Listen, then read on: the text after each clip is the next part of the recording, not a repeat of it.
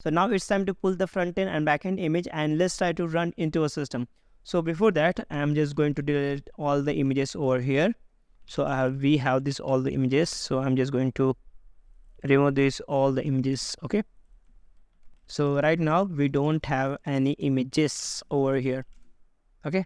Also, we have to clear up all the Docker container. So let's remove all the Docker container as well. Okay, everything is cleared up. And now we are going to open the VS Code and just close up all the things.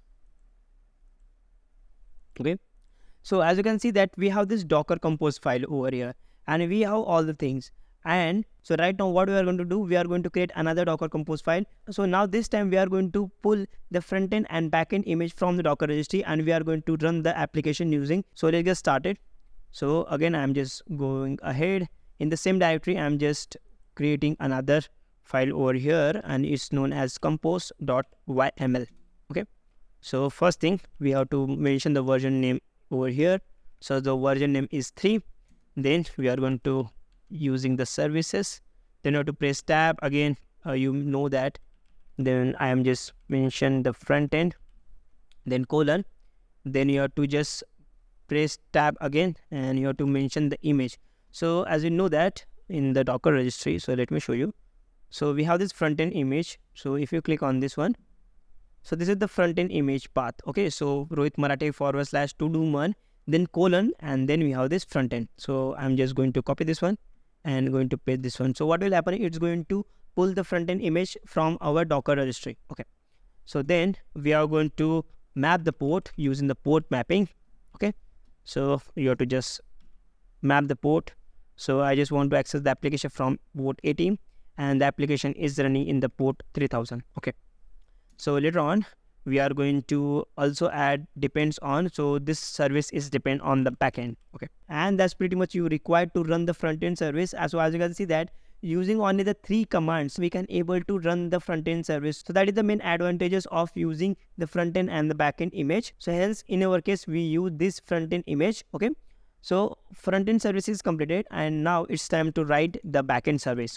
So here we are going to write the backend. Okay. So you have to just colon, and then you have to press tab over here, and then you have to mention the image name. Is the indentation is same? Yeah, it's the same. And then I'm just going to mention that backend image name. So I'm just going to replace this one with the backend. Okay. Then you have to mention the environment variable. So in our case, we have this environment variable. So as you know that the MongoDB is using this service like Mongo, and this is the environment variable. So we need. So I'm just going to copy this one. Okay. So after that, you have to just press enter over here and type environment. Okay. Environment. And as you can see that we have these 2 things over here like name and value. So in the name, we have to just copy this URI. So MongoDB URI. Okay. And in the value, we have to just copy this value.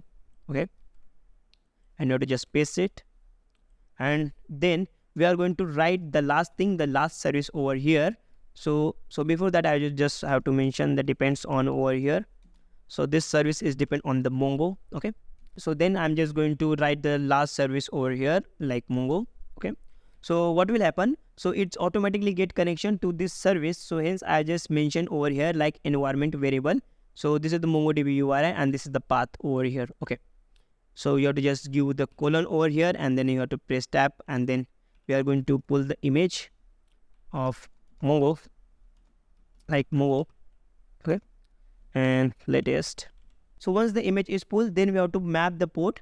So for that, we have to just go on the second line, and we are going to map the ports over here like dash 27017 colon 27017.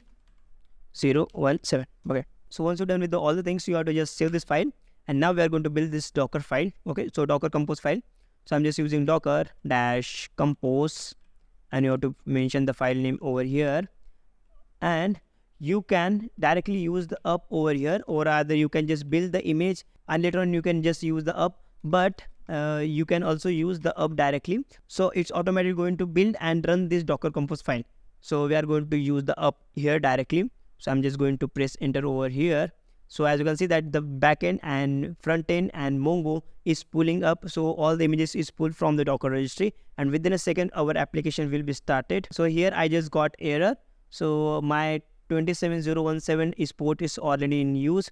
So I'm just going to change to 17218 and just save this file and just run this again. Okay, and this time our application is started. So let's verify. So as you can see that our application is run on the port 80. So I'm just going to open the localhost colon and type 80, and our application is working. So let's verify. So just add one thing over here. So as you can see that our application is successfully running up and all the things is working fine over here. So as you can see that, so we are successfully able to run the front end image and the back end image using the Docker Compose. And one thing I have to be sure. So first thing I just close this application. So as you know that using this command, so we have this compose.yaml file, and in this YAML file we have all the things like the front end, back end and the Mongo image as well. So if there is any way to run all the things in the single Docker file, so answer is yes. So in the next video, what we are going to do, we are going to create one single Docker file, and we can able to run whole the application using the one single Docker image. So how we are going to run all the things in the one single Docker file? So for that, see you guys in the next video.